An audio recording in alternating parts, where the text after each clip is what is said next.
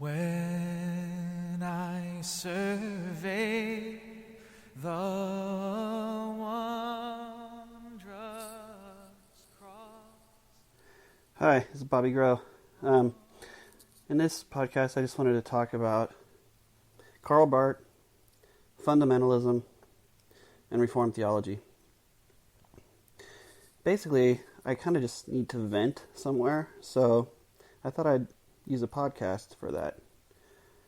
I think I'm kind of like a hopeless ideologue, I guess, when it comes to thinking that having optimism that people can be persuaded one way or the other theologically. And so I kind of bring that, I guess, to the way I view the theology of Karl Barth, Thomas Torrance, and what Mike Habitz and I have called evangelical Calvinism. It's kind of like I just never give up on the idea, or it's hard for me to give up on the idea that people, no matter what, are not going to be open to those theologies. And so I've had this experience multiple times now, particularly online, since that's where most of my theological engagement nowadays, unfortunately, takes place. But it is what it is. It's what I have available to me right now. And so I every now and then attempt to reach out, I guess we could say, and engage with people who I know traditionally are against Karl Barth just by the name, just by mentioning his name. They have red alert on at that point, and their antennas are on high alert. They're up, and so I've tried, like the Reformed pub. I mean, I knew what to expect there, and it's one of the most immature online experiences I've ever had. And I tried to play it cool for a while there, but then I started talking about Barth and Torrance openly, and eventually I was run out of there and called a heretic. And so, that's kind of what I expected, and I got it.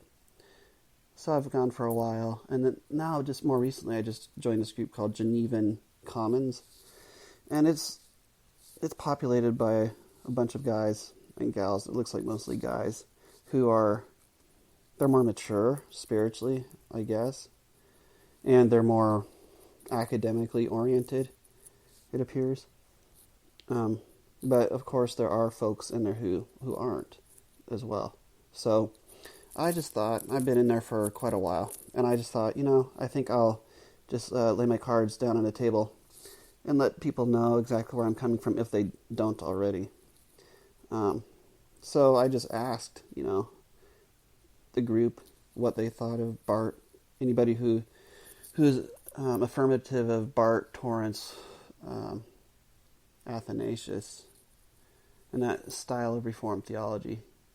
And I just wanted to know if they were open to that, to critically engaging with that, and things in that direction, and if they would be open to hearing from somebody like me, actually, because I don't post that much in there. So there was, a lot of feedback back actually, and the people mostly a lot of them seemed open, not open in the sense that they were willing to be persuaded one way or the other, but just, I guess, open to hear. And some, I guess, in that group also like Barth to a degree and have actually read him.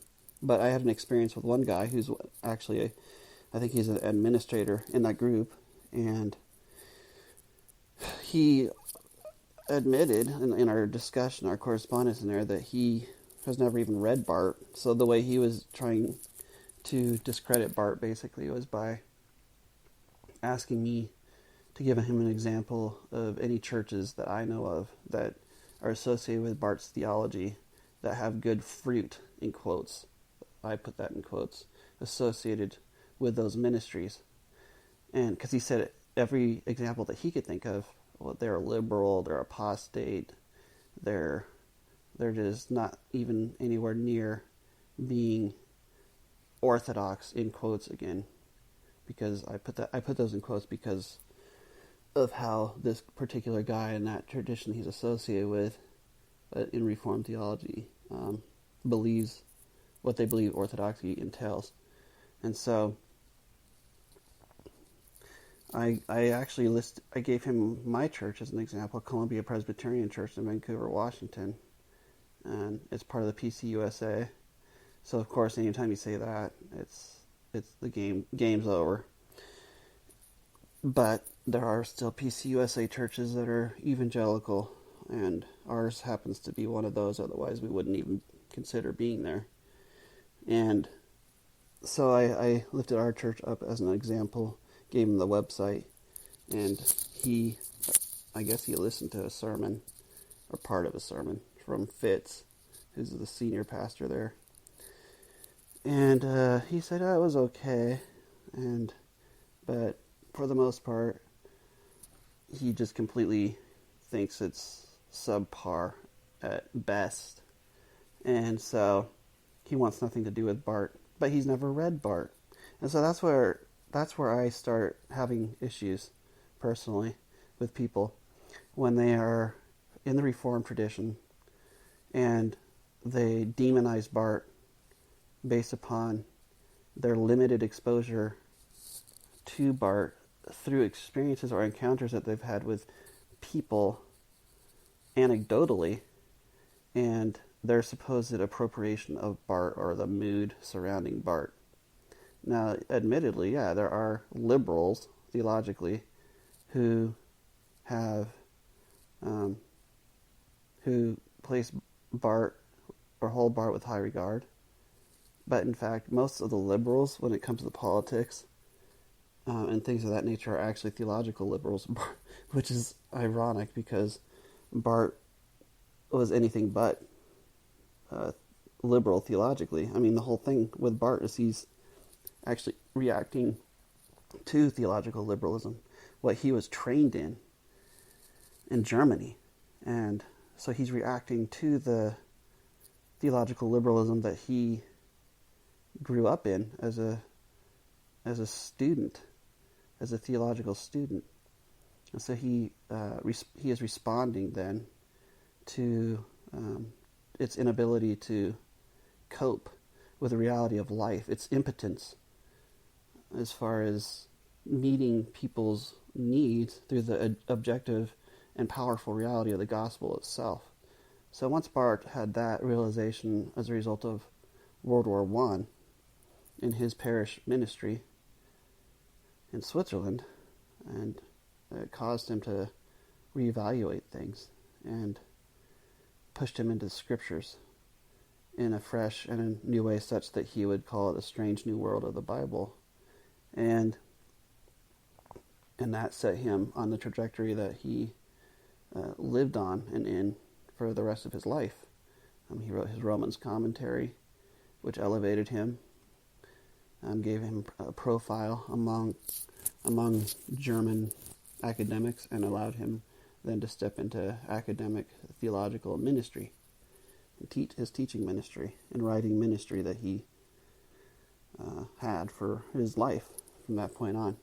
So it's more than ironic that people, like this guy's name is Shane, who I'm referring to in this group, would associate Barth with liberal theology, when in fact Barth himself was responding and reacting to liberal theology, such as communicated by Schleiermacher and Hermann, one of his teachers, and others of that time.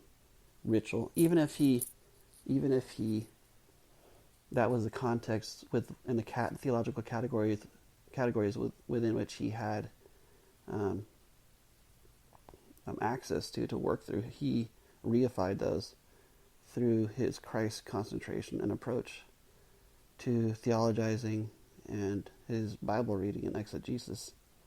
And so it just irks me that people out there they're just disingenuous when they engage with Barth, because they have these caricatures that have been handed down to them and the culture that they're a part of, the ecclesial context within which they find themselves.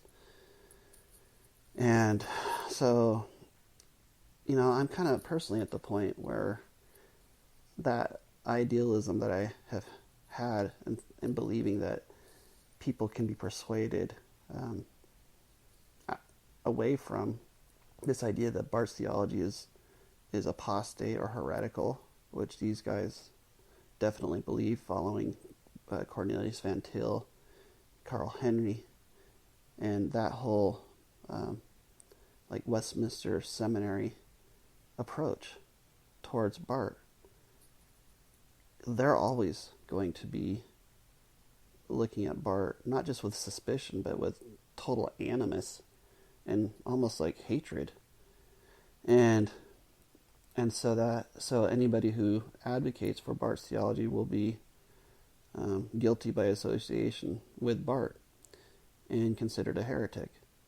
And so that's who I am when I try to engage with these guys. The second that they find out that I'm a fan of Barth's theology, or Torrance, but Barth in particular, they will label me a heretic and will call me one, and have. So, but the issue I have, again, is that how is this in any way Christian? How does this reflect the Christian attitude towards others, to label them heretics? In what way is Karl Barth a heretic? I see no evidence of that at all, and I've read a lot of Karl Barth at this point, and a lot of the secondary literature on Karl Barth at this point. And he puts most of these people who are calling Barth a heretic, he puts them to shame with his high view of God, with his high view of Jesus Christ, with his high view of Holy Scripture.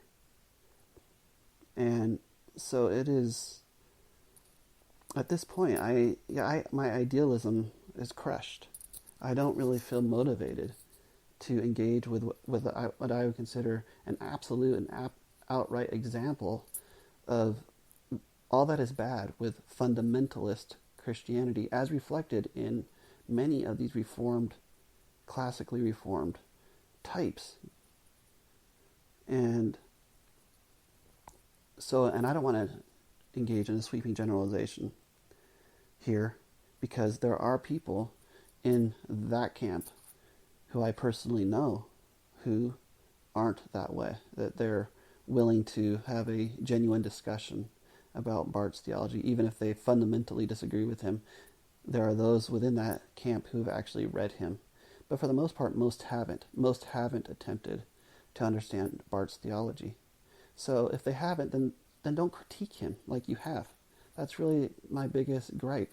I have spent lots of time reading about post-Reformed Orthodox theology in the history of ideas. A lot about all those characters. And I would venture to say I know more about a lot of those theologians of that era than many of these people who claim to identify with them. So don't tell me anything about Barth unless you've read Barth. Don't critique Barth and call him a heretic of all things, and then claim to be a Christian if you haven't genuinely engaged with him. So again, like I said, I'm venting, and I'm using this podcast to do that. But I'm still going to keep writing and hopefully reaching people who are inclined to take this approach to Barth when they know nothing of Barth. I think the best way forward for them is to suspend their judgment until they have had time to actually engage at least a little bit with Barth himself, instead of engaging with a straw man and caricature of him and then calling him a heretic based upon that. So that is what it is, I guess. But all right, till next time. Prince of Glory died.